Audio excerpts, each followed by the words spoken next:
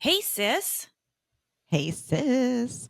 We're alive. Yeah, we're alive. We made it another week. How great Yes, is that? it Oh, is. trying to think if Thankful. I've had any near death experiences in the past since I last spoke with you. But Hope not. I'm trying to stay out of danger. Trying to stay Good. out Me of too. although, Whitney, you're coming out in a few days for Vivi's sixth grade ditch day, where we're taking them all to Six Flags Magic Mountains. You've been put in the advanced roller coaster riding group because of you. Thank God. 2 years ago, when we took my older daughter, we got all the sissies. And so we were running around. I guess that's the word you use, the wimps. I don't know, is sissies Wusses. wusses politically incorrect? But they were mostly boys. Our whole group was like boys. The only ride they would ride was like the train and the baby area. They wanted to stay in Looney Tune land. Yes, lame. I think we have a more adventurous group this year, shall I say. Good, It's all because girls. I'm not messing around, you know? Yeah, but as usual, I'll be on the sidelines holding the backpacks. So this is why I bring you to help me on the field trips. But Yeah, happy to do it. Whitney, I have some very sad food news to report this No. morning. Bay Cities is temporarily, if not forever, Whoa. closed. I Whoa, know. whoa, whoa. I know. We got to tell our audience they're not Angelinos, that Bay Cities is like the best Italian sandwich place in the city. It's so good. The bread is like unbelievable.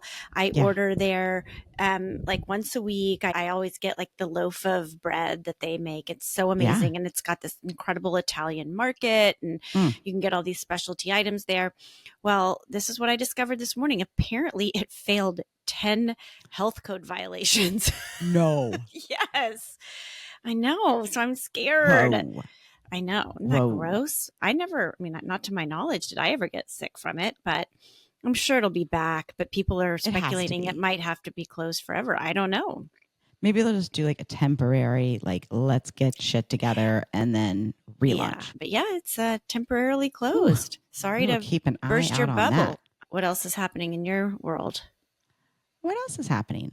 I'm coming out to LA, but Mama called me the other day and said, well, I was just going through my Trader Joe's flyer and they're having a special on ribeyes for $15.99 or $16.99 a pound.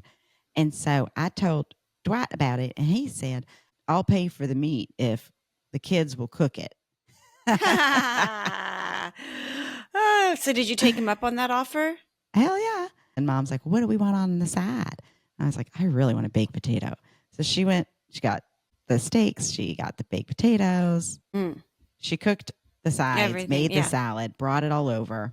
And then Lance made the steaks, and they were really good. And then we get a call from our Aunt Karen, who is our father's sister, but also best friends with Mama. And she was en route to the house because she is adopting the dog that we found in the neighborhood. And it's like 9:30, and she had gotten a flat tire on the highway. Oh, yeah. That's unfortunate. It is. So she was able to pull off and was at this like roadhouse bar and doesn't have AAA or anything. And so Mama was like, well, I think we're going to have to go get her. And we're like, oh my gosh. And so Lance, I just can't. This man. He's such a wonderful man. We need to clone him. Yes, we do. Mom's like, I'll go with you. So they get in the car and they're like besties. Go get Aunt Karen and put a donut on there and come back, and the kitchen was cleaned, and Aunt Karen went and got her new dog and was on her way. But oh my God, it was pretty funny. Well, are we sure Aunt Karen is responsible enough to take care of this dog if she doesn't have AAA? Oh my God. That was kind of the most adventurous thing that happened in my neck of the woods. I had an adventurous morning yesterday. I have to say, everybody's like pushing me to get out there and date and, all this stuff. And I just am really not there yet. Honestly, I'm not there. And I don't even really like look at anybody, and find them attractive. This could have been a scene in a movie, and maybe I'll write it in one day. But yesterday I signed up for a hot yoga class in Santa Monica. And I get over there, and when I go to these hot yoga classes, I really only wear like a tiny sports bra and in little tight, yoga pants because it's so hot. Like you don't want to wear like an extra layer of anything. Go in there and there's this like gorgeous yoga instructor, like, I don't know, maybe 40 max, much younger than me. So buff, like he has like a body like John Hamm, like, really buff and big and like really manly. And he's like, "Are you Courtney?" And I was like, "Yes." And he's like, "Well, Courtney, you're going to be the only one in class today because nobody else signed up." And I was like, "Oh, okay, great." And I was like, "You got a private?" Wow. I go, that's what I said. I go, "Oh, so I get a private?" And he's like, "Yep." So we go in the room and I don't know what I was thinking. I think I was just like kind of flustered because he was like so good looking and buff and the whole thing. And I go, "Oh God, did you diarrhea of the mouth?" "Yes." "Oh boy.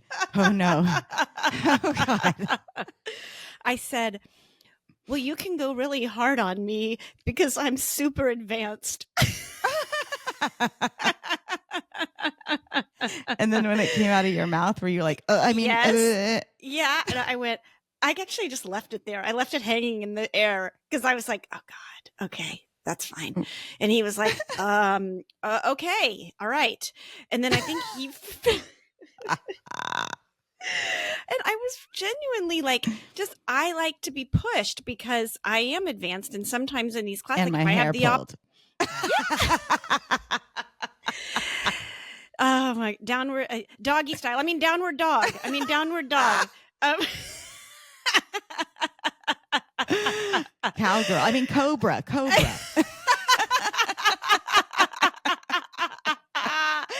Oh my God. It was so embarrassing. And oh my God, he's sweating and I'm sweating. And was he like adjusting you and like, no, he didn't touch me. Thank God, because that would have just been really uncomfortable.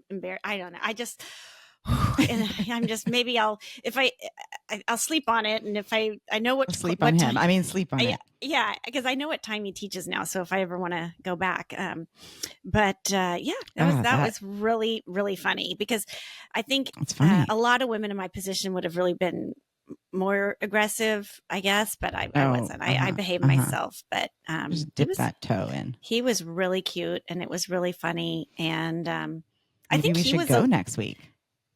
Yeah, I think he was a little bit flustered too because he's like at the very beginning, he's like, "All right, take a deep breath in," and he was like, and he started like choking, and he had to leave the room and cough it out, and I would just continue to breathe deeply, and yeah, and so then we got into our rhythm, and it was good. I worked up a sweat, that's for sure. And I made it through. Mm-hmm. So many jokes I could make, but I know. We want to keep this intro short. Yeah, exactly. All right. Yeah. Well, let's. Will you introduce our guest? Because you know what, Court, I won't. Because when we recorded this, we were having a lot of audio issues, and I think I heard maybe 20% of the entire interview, and I was just mimicking your reactions. Oh, that's so sad. Because I couldn't hear anything. So I am so excited to listen to this episode. Oh, well, I know. For the first time. Oh my gosh. Well, I know we got to get those audio issues fixed. I am really excited to welcome Chef Lior Sercarz to the show today. He's really quite famous in the culinary world for many things. He is a cookbook author. His latest cookbook is called A Middle Eastern Pantry. He also is the founder and owner of Boite, which is a huge spice empire. So he imports spices from all over the world, and he's a distributor to probably all of your favorite restaurants, and famous chefs around the country use him as a resource for all of their spices. Yeah. He is just an incredible, knowledgeable person who, I don't want to give too much away, but there's a lot of interesting things that he talks about on this show, and you learn a few things as well. Yeah. And I just want to personally say thank you, Chef, because ever since you've been on the show and I bought your cookbook, I'm really using spices more, just spices that I wasn't really using as much before in my cooking. And you're making me more adventurous. And sometimes we get nervous of spices that we don't know how to pronounce or we haven't used before. He's the kind of guy that encourages us to just have fun in the kitchen and try new things. He's like the puppet master of spices. Yeah, I like that. He is. He's like the curator of spice. He's spicy. He's like us. Spicy. That's right. Right. Well, without further ado, let's welcome Chef Lior to the show. Hey, sis. Hey, sis. Today, I'm excited to introduce to Hey Sis Eat This, Chef Lior Lev Sercarz. He is known in the culinary world as the Spice King, and he's been making his signature spice blends and French biscuits under his brand Boite since 2006.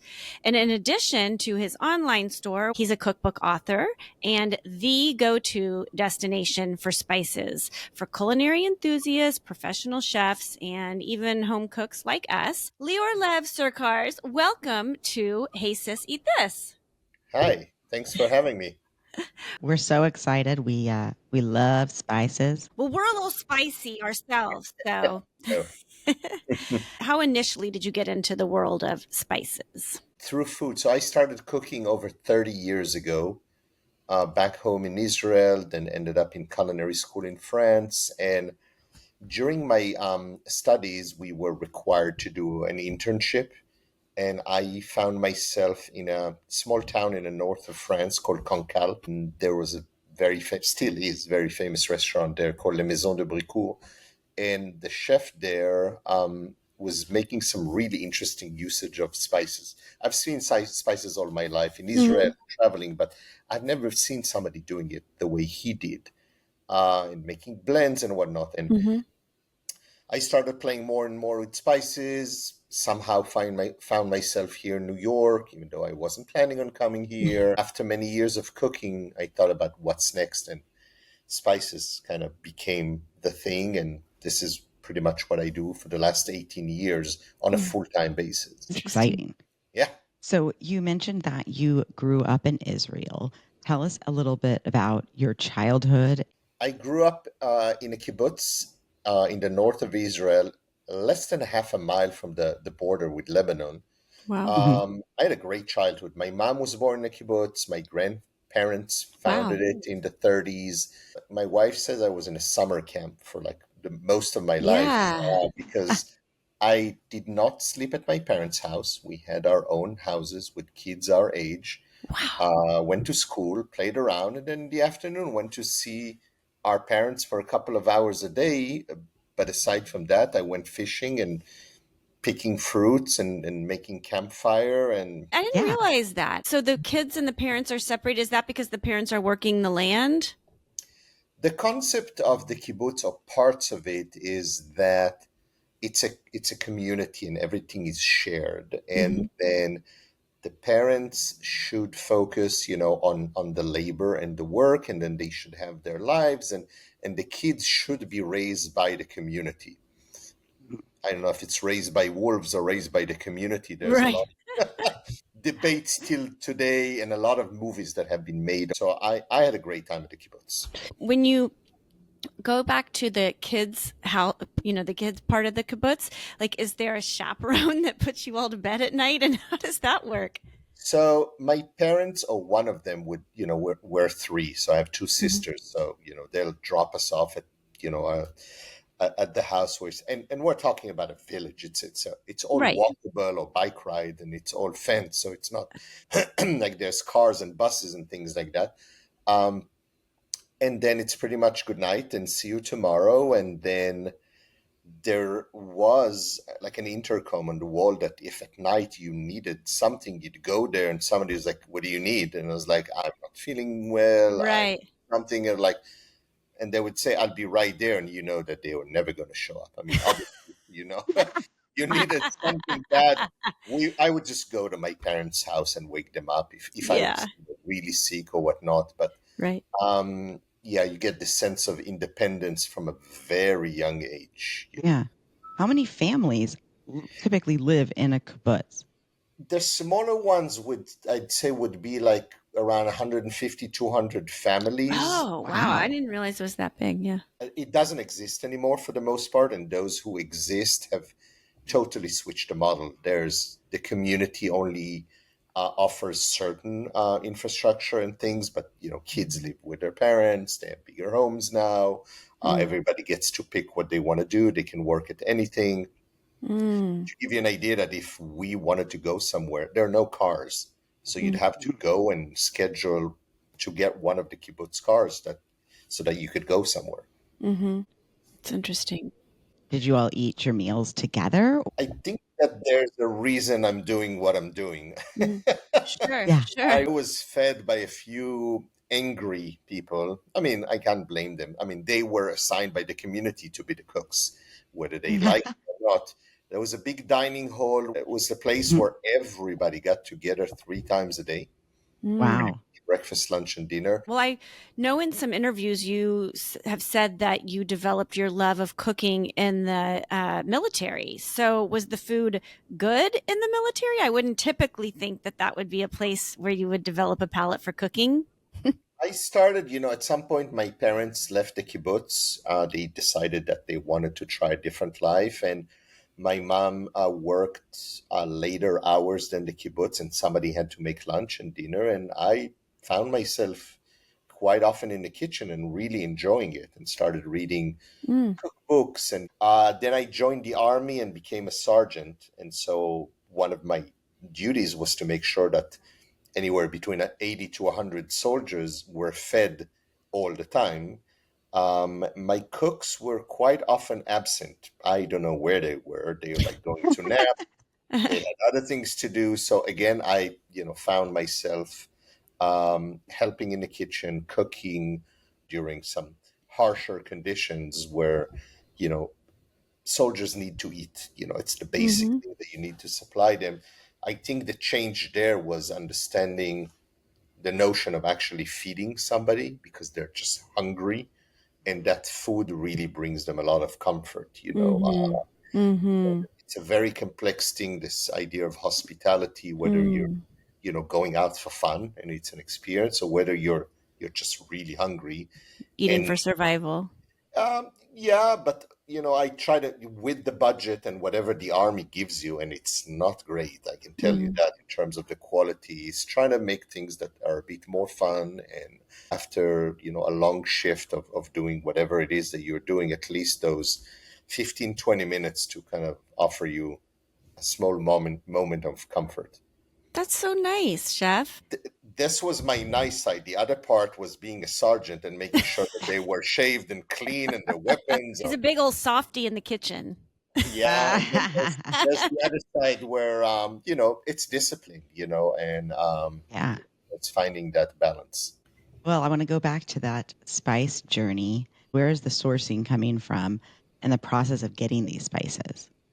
Yeah, so it is a complex thing, even though nowadays with whatever's happening with import, export, and taxation, which has already started impacting us in a big time. Yeah. Hmm. Um, very little grows in the US. So you got to start looking outside of the US. So the nearest place would be Canada, which is the Mhm. biggest grower in the world for mustard and coriander. Hmm.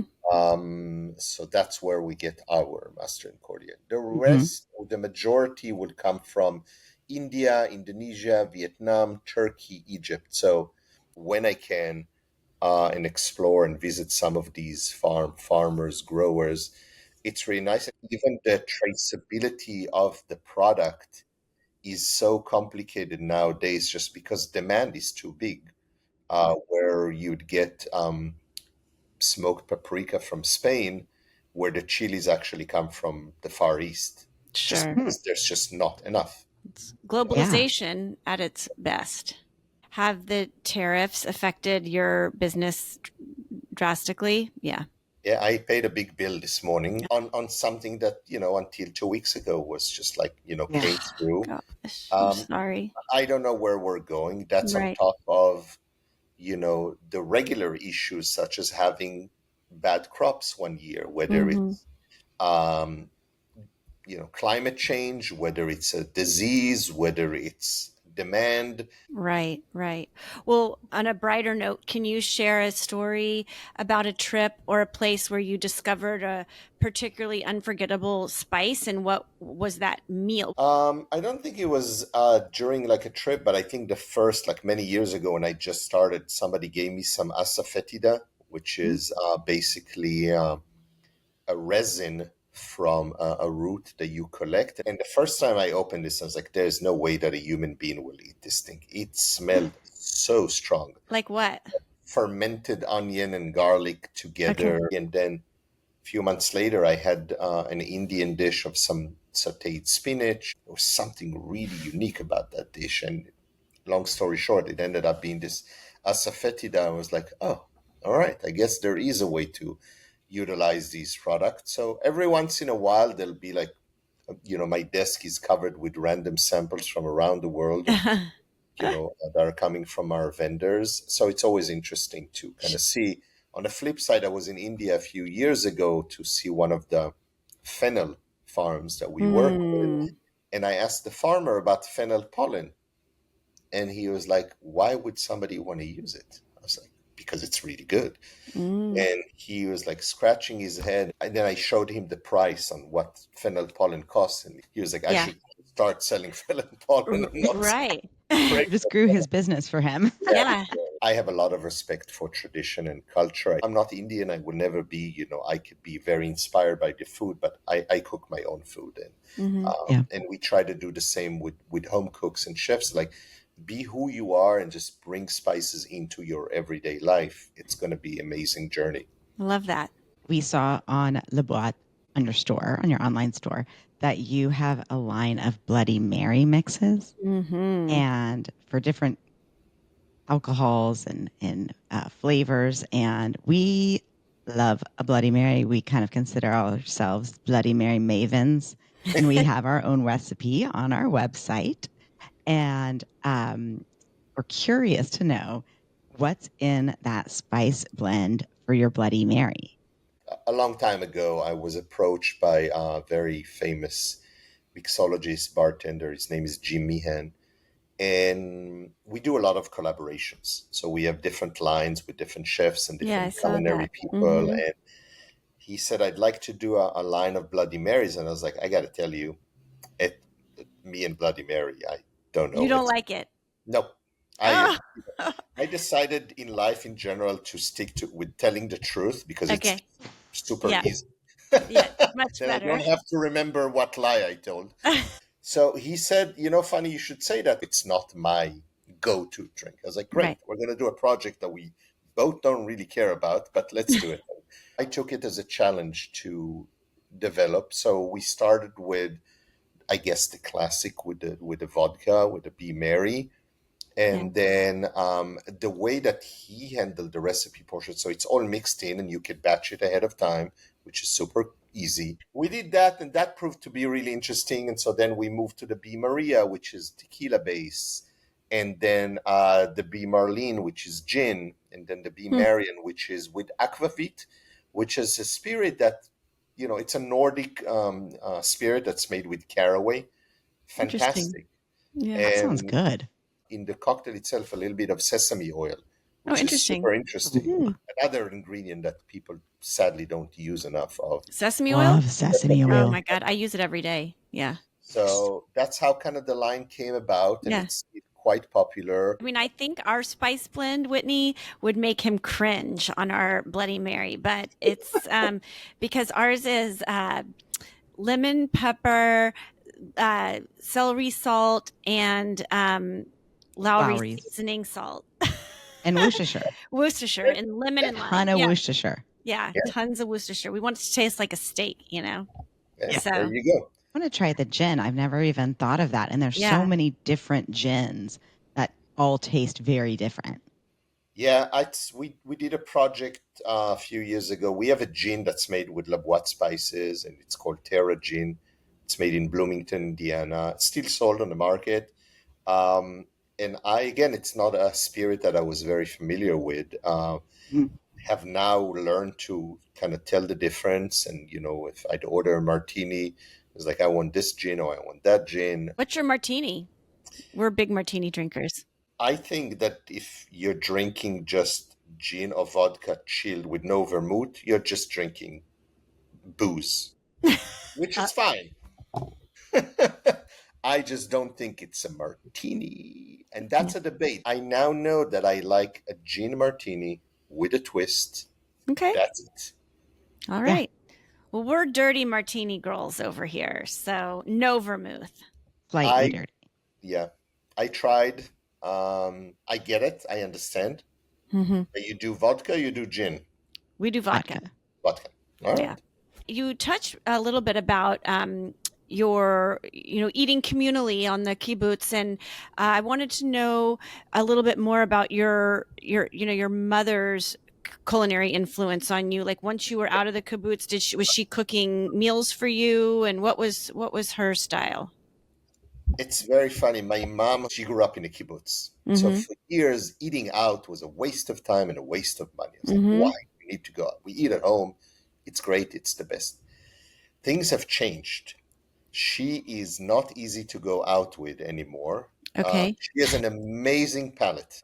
And Developed later in life. I'm convinced, and I think also speaking with professionals in terms of like anatomy and whatnot, women have a much stronger sense of scent and taste. Mm. It's just the way it is.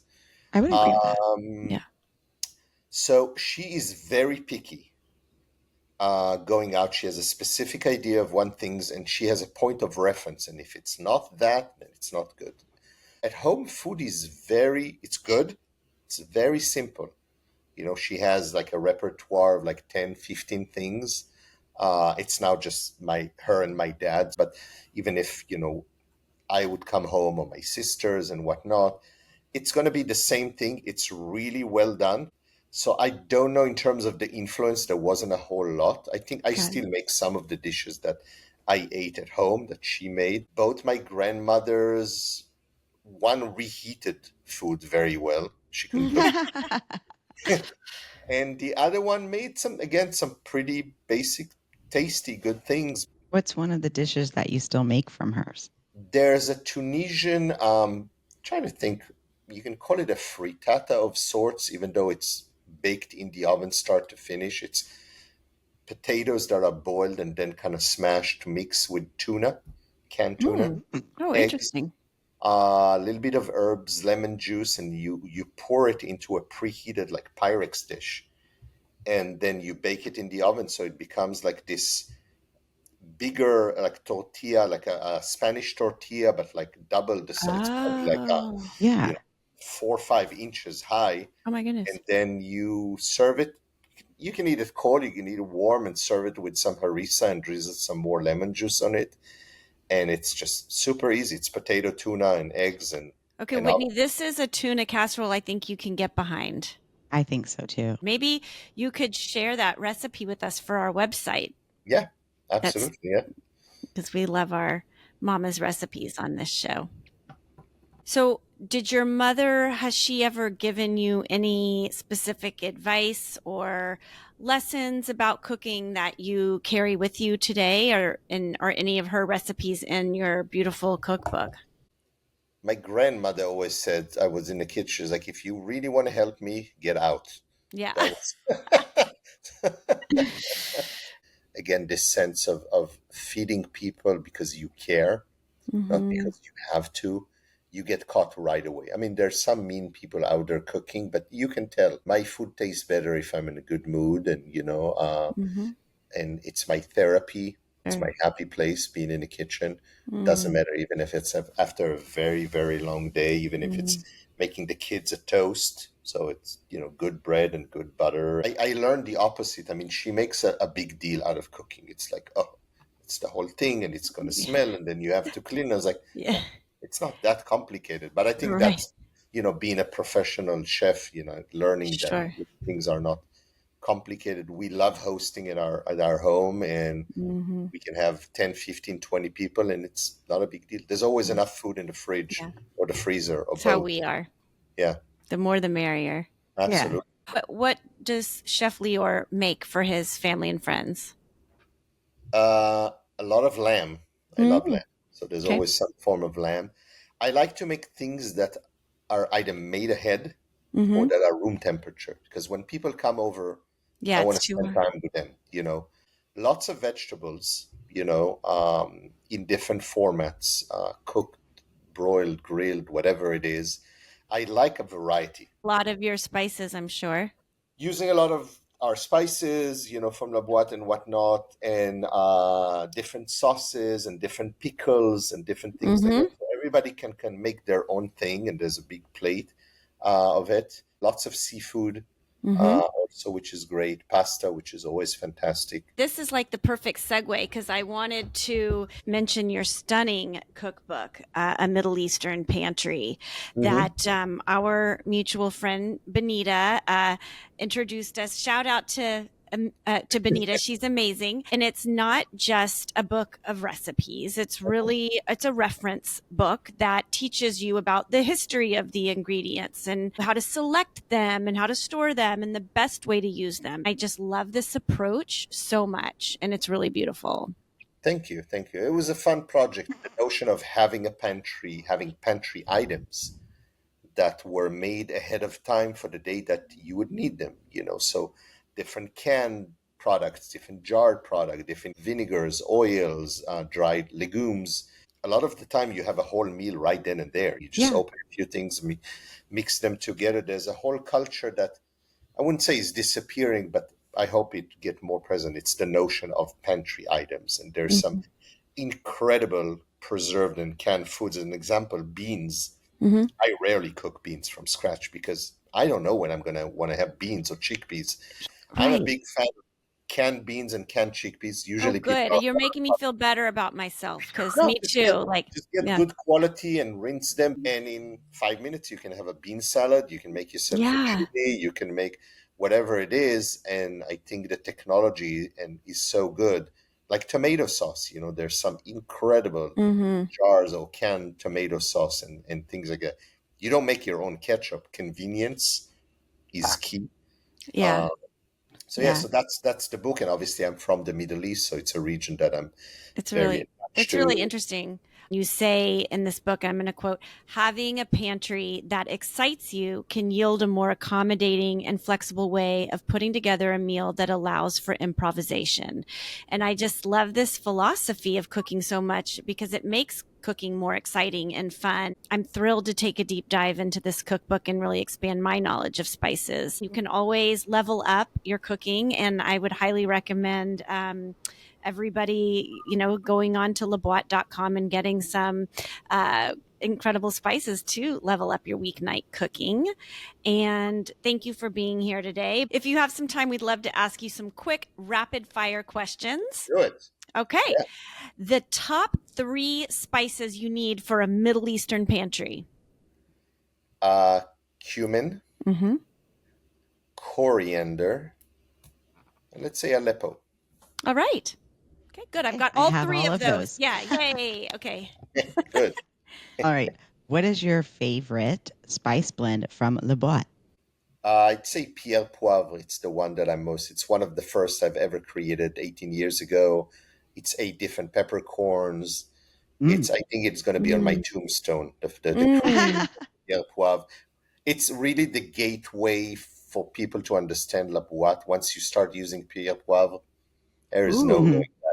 Your pepper meal is going to feel very lonely. Really? Okay, so it's a blend of peppers, different. It's 8 different peppers from around the world, very coarsely ground, showcasing that pepper is just not just about the heat.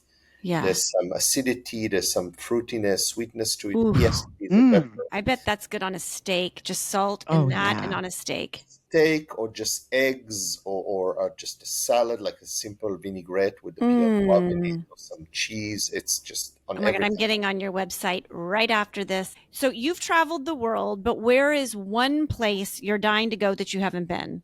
Japan. We're going to go next summer. Yes, we're going to go eat our way through Japan. Yeah, I'm just fascinating with the culture, people, the food, and so that's kind of my number one destination. What would be your last meal? How long can it be? It would be some. There's going to be some rosé champagne, Ruinart, Dom Ruinart rosé, the vintage we can talk about. It's going to be that. Okay. It's got to be some caviar, but just as is, Blini's caviar, nothing, that's going to be that. I think that then after that, it's probably going to be a seafood pasta as my second course, followed by a really good steak. There's wine pairings that go with it, but I'm not going to bore you with the whole thing. And then for dessert, a tarte tatin.